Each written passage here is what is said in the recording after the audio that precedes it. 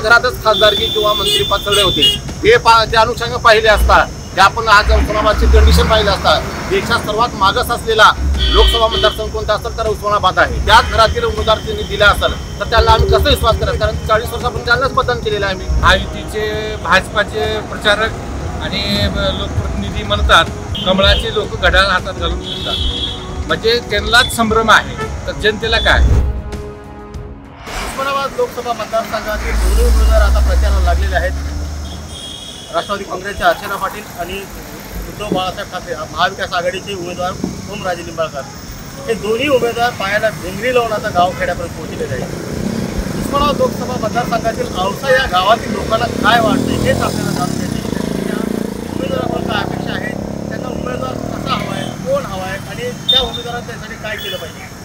महाराष्ट्रामध्ये आपलं स्वागत आहे। लोकसभेतील उमेदवार जे असतात त्यासाठी काय अपेक्षा आहे, त्यांनी काय काम केलं पाहिजे। ज्या देशपातळीवर जे मुद्दे असतात किंवा जिल्हास्तरीय जे मुद्दे असतात, राज्यस्तरीय जे मुद्दे असतात, देशातले जे नवीन कायदे होतात त्यामध्ये ते सहभाग नोंदावा। खास करून त्यांनी जे जेव्हा ते पारंपरिक चालते तिथे त्यांची उपस्थिती राहावी आणि जेणेकरून त्यांनी आमचे जे नवीन जे कायदे होतात त्याबद्दल तिथे आपलं मत मांडावं आणि देशाच्या संविधानाचे रक्षण करण्यासाठी तिथे तिथं हे प्रयत्न करावं असे त्यांचे पुढे अपेक्षा असतात। इतर असतील त्या केंद्राचे जे योजना असतात, समजा रेल्वे असेल किंवा इतर जे रोड असतात, नॅशनल हायवे असतात, याबाबत त्यांनी प्रयत्न करावा अशी आमची अपेक्षा असते। विद्यमान खासदार ओमराजे निंबाळकर आणि अर्चना पाटील हे दोन उमेदवार आहेत, यांच्याकडून काय अपेक्षा, या दोघांपैकी तुम्हाला कोण योग्य वाटतं? ओमराजे यांचं आम्ही 5 वर्ष काम बघितलेलं आहे आणि राहिला प्रश्न अर्चना पाटील हे यांना पहिल्यांदा 3 उमेदवार दिलेली आहे, पण त्यांचे मिस्टर हे भाजपात आहेत आणि त्यांनी राष्ट्रवादीचे उमेदवार घेतलेले आहे आणि त्यांच्या 40-50 वर्षापासून त्यांच्याच घरात याला उस्मानाबाद जिल्हा मतदारसंघ उस्मानाबाद धाराशिव लोकसभा मतदारसंघ जिल्हा म्हणतात त्यांच्या घरातच खासदारकी किंवा मंत्रीपद सगळे होते ते त्या अनुषंगाने पाहिले असता ते आपण आज उस्मानाबादची कंडिशन पाहिली असता देशात सर्वात मागास असलेला लोकसभा मतदारसंघ कोणता असेल तर उस्मानाबाद आहे। मग त्याच घरातील उमेदवार त्यांनी दिला असेल तर त्याला आम्ही कसं विश्वास करायचं, कारण 40 वर्षापासून त्यांनाच मतदान केलेलं आहे। आम्ही त्याच घराला मतदान केलेलं आहे। यावेळेस आम्ही परत एकदा आम्ही ओमराजेला संधी देण्याचा मूड या औसा विधानसभेतील मतदारसंघ केलेला आहे। मागच्या वर्षी बी औसा विधानसभा मतदारसंघातून त्यांना 55,000ची लीड भेटली होती, पण यावेळेस त्यांना त्यांचं काम आणि त्यांचा जनसंपर्क बघून जे शेतकऱ्यासाठी असेल किंवा विविध आरक्षणासाठी खास करून त्यांनी धनगर समाजाचा विषय असेल, मराठा समाजाचा विषय आला, मुस्लिम समाजाचा आरक्षणाचा विषय असेल त्यांनी लोकसभेत मांडला। ते एकमेव खासदार आहेत त्यांनी जे मुस्लिम समाजासाठी त्यांनी तिथं मत मांडलेलं आहे। म्हणून यावेळेस औसा विधानसभा मतदारसंघातून त्यांना मागच्या वेळेस 55 होती, यावेळेस 70,000च्या वर त्यांना लीड भेटणार आहे, यात काही शंका नाही। काय वाटतं आपल्याला? आता मला हे वाटतं की यावेळेस नक्कीच उस्मानाबाद लोकसभामध्ये जनता बदल करणार आहे आणि लोकांनी बघितले आहे, महाविकास आघाडीला बी निवडून देऊन बघितलेलं आहे आणि विकास तिन्ही समजायला, पण यावेळेस लोक वंचितला मतदान करणार आहेत आणि वंचित यावेळेस तिथून उमेदवार आहेत वंचित भाऊसाहेब आणि त्यांना यावेळेस जनतेचा मूड आहे की आपण यावेळेस बदल करून वंचितला यावेळेस संधी देऊन बघू असं या औसा शहरामध्ये सध्या तर वंचितचं मूड आहे। प्रचार सध्या मोबाईल वरतीच करतो। लोकसभेची निवडणूक आहे का ग्रामपंचायतीची निवडणूक, मोबाईल प्रचाराचा असू शकतो का?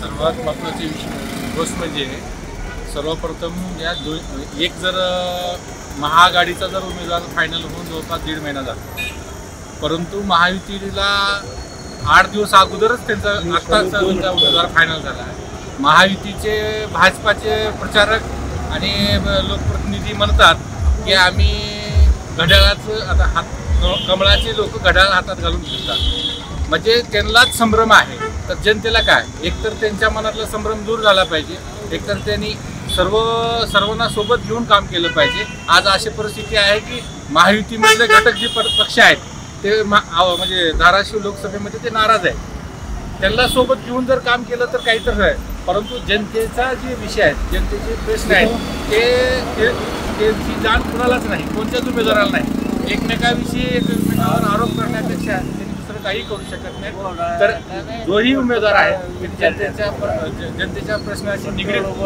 अशा विषयावर भाष्य करावं आणि येणाऱ्या भविष्य काळात पाणी टंचाई आहे, येणाऱ्या अनेक समस्या आहेत त्याच्यावर बोलून त्याचं काहीतरी तोडगा निघेल हे बघावं। सर्व धर्म समभाव समजून जे उमेदवार काम करेल त्याला लोक पसंती देतील। बाबा काय वाटतं, उमेदवार कसा असावा लोकसभेचा, ग्रामपंचायतीसारखा असावा का दिल्लीत प्रश्न मांडणारा असावा? विविध प्रश्न मांडणारा असावा आणि औसा आणि उस्मानाबाद लोकसभा मतदारसंघात जो विकासाचं काम करेल जनता त्याच्या पाठीशी मागे राहील. काय अपेक्षा आहे त्याच्याकडून, काय काम करावं त्यांनी? जनतेचे मूलभूत गरजा तसेच पाणी, वीज, लाईट. हे तर काम नगरसेवक आहेत की लोकसभेचे उमेदवारचे काय काम असतात? लोकसभेच्या उमेदवाराने बी आपल्या मतदारसंघाकडे पाहून विकासाचा निधी आणावा, विकासासाठी लोकांच्या संमिश्र प्रतिक्रिया आहेत, अपेक्षा आहेत. लोकांना वाटतं की आमचे मुद्दे हे लोकसभेत मांडणारा असावा आणि केंद्रातल्या योजना आम्हाला आणून देणारा असावा. येणाऱ्या 7 मेला मतदान असून 4 जूनला निश्चित कोण विजय मिळवून आणि लोकांच्या अपेक्षा पूर्ण करेल हे भविष्यात कळेल. मी रहीम शेख, महाराष्ट्र टाइम्स ऑनलाईन, औसा, धाराशिव.